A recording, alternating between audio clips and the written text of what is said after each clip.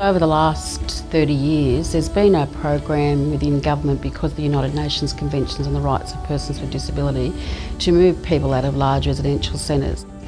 In New South Wales, we saw some people move in the 1990s, and this organisation was one of the first organisations, in fact was the first in New South Wales to move some 50 people plus out of their own large residential centre into the community back in the 1980s.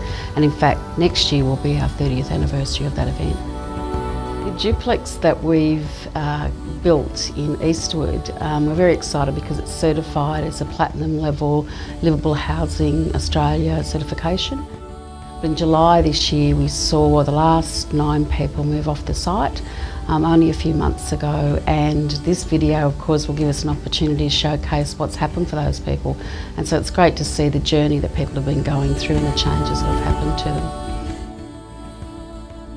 The idea for life is to live it to its fullest, and I think they are really living to the fullest, and that's a big change. They're just having much more fun in their life. They're deciding with whom they want to go out, what they want to do. They just have much more choice in their life, and it's beautiful to see it happening.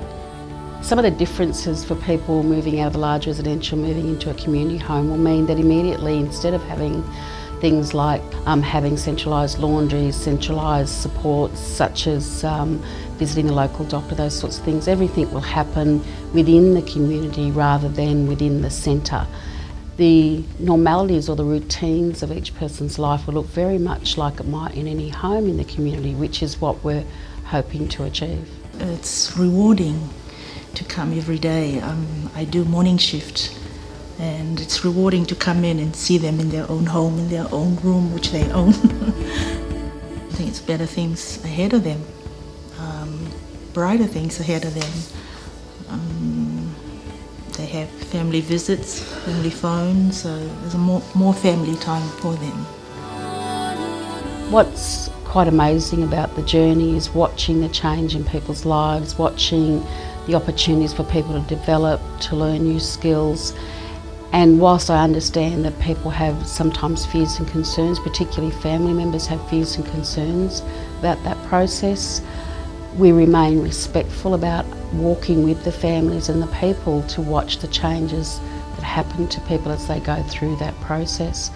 Story after story, journey after journey, we see people just starting to take on new ways of doing things and just adapting to their new environments, where once before where someone might have got them a drink out of the fridge, they might now get the drink themselves out of the fridge. The manager where Patrick works and her off-sider has said that in the last couple of months they've really seen a big change in Patrick. He's more outgoing and he seems more relaxed and he's happier. And we've noticed a difference with Patrick as well. He has come out of his shell a lot.